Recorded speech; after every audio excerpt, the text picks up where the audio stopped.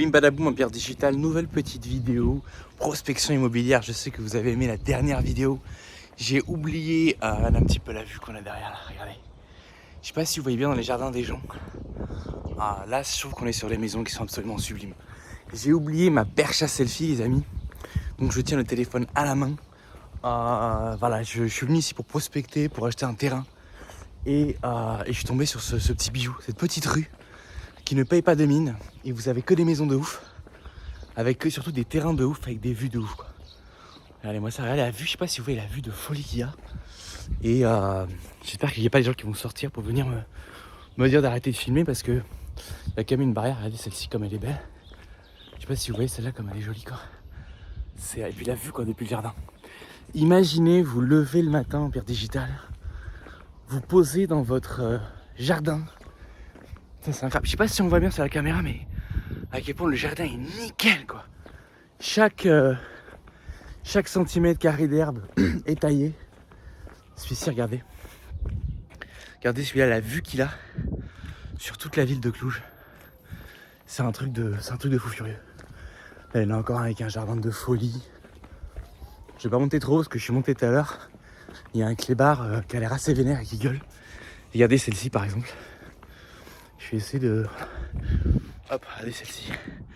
Regardez-moi ça, tac. Jardin. Et après, juste la vue quoi, la vue. Moi c'est ça rien.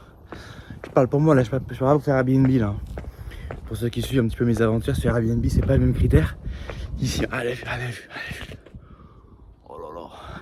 Sur le téléphone, ça ne rend peut-être pas aussi bien qu'IRL parce que IRL, vous avez cette sensation d'immensité.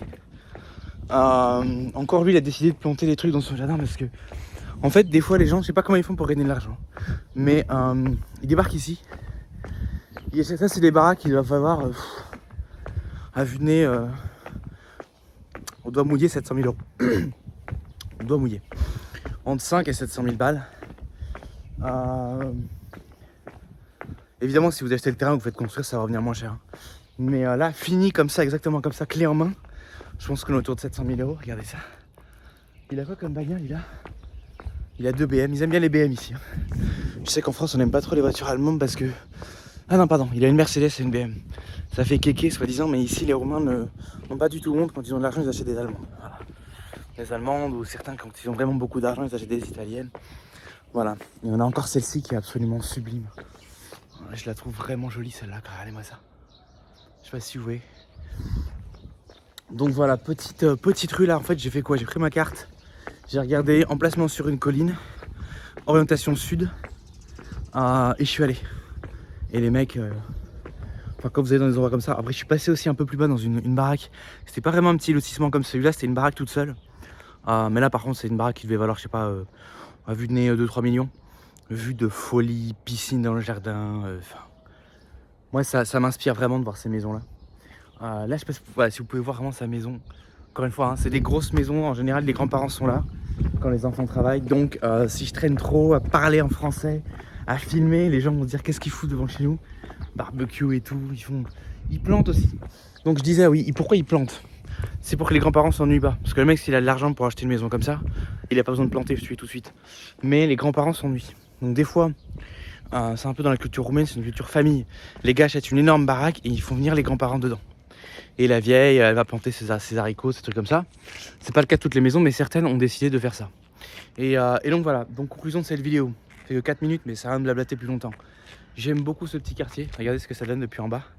Là par contre, il y a une espèce de... Putain... Je sais pas si c'est du matériel de construction pour faire des maisons, si ça va bouger ou si c'est un dépôt. En tout cas, ça c'est pas très joli. Mais les maisons en haut là, que ce soit la vue qu'il y a depuis leur jardin ou la vue qu'il y a depuis ces baies vitrées, imaginez avoir un salon comme ça qui est illuminé par ces baies vitrées quoi. Je sais pas si vous imaginez quoi. Celles-ci sont encore plus jolies, c'est celles qui sont le plus en général, plus les barrières sont hautes et plus c'est joli. Vous voyez, c'est ce que j'ai toujours dit, hein. Comment repérer un quartier riche? Il y a des barrières pour pas que les voitures rentrent, il y a des clôtures pour pas que vous regardiez à l'intérieur. Et si vous passez outre la barrière et les clôtures, vous avez des jolies surprises. Quand c'est les barrières dégueulasses comme ça, des trucs en ferraille, en général, c'est pas très intéressant.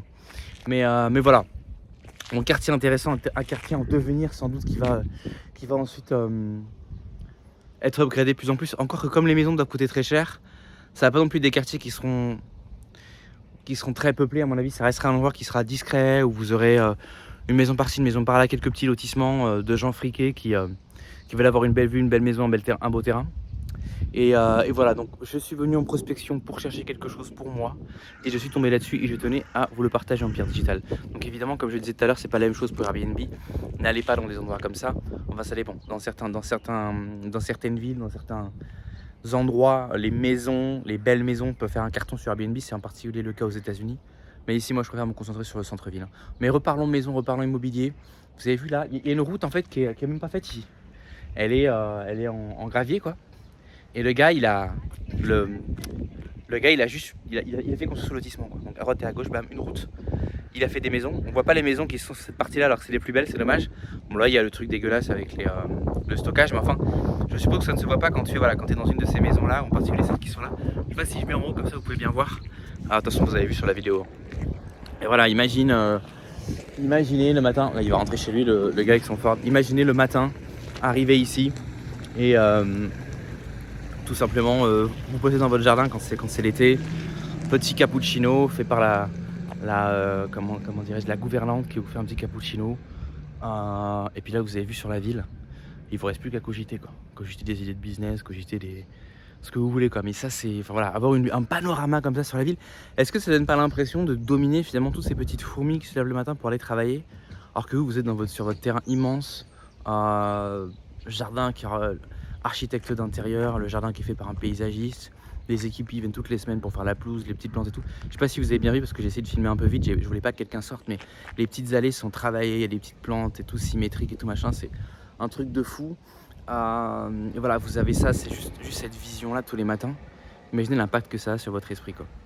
Donc voilà, donc je prospecte ici et je tenais donc à vous faire une petite vidéo pour vous parler de ça.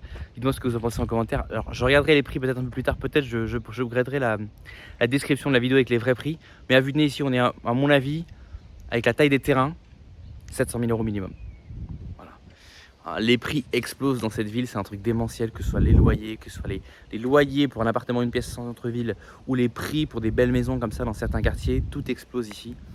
C'est peut-être d'ailleurs une bonne idée pour ceux d'entre vous qui êtes intéressés par l'investissement immobilier en dehors de la France. Si ça vous intéresse, n'hésitez pas à me poser des questions en commentaire, je me ferai plaisir d'y répondre comme d'habitude. Et sinon voilà, sachez qu'ici, il n'y a pas de loi communiste comme en France où le locataire peut rester sans payer, etc. Ce sont la valeur des biens, la plus-value que vous pouvez faire d'année en année est juste énorme. Les prix augmentent chaque année, c'est, je veux dire, il y a certains quartiers, j'ai envie de dire, en 5 ans, en 4 ans, ça a doublé quoi. Ça a doublé, c'est juste phénoménal. Attention, il faut être dans les bons quartiers aussi. Il y a des terrains, vous achetez un terrain aujourd'hui 100 000 €, l'année prochaine il en vaut déjà 150 000 quoi. Bon, après il faut connaître les bons plans, c'est du business, il y a toujours un peu de prise de risque.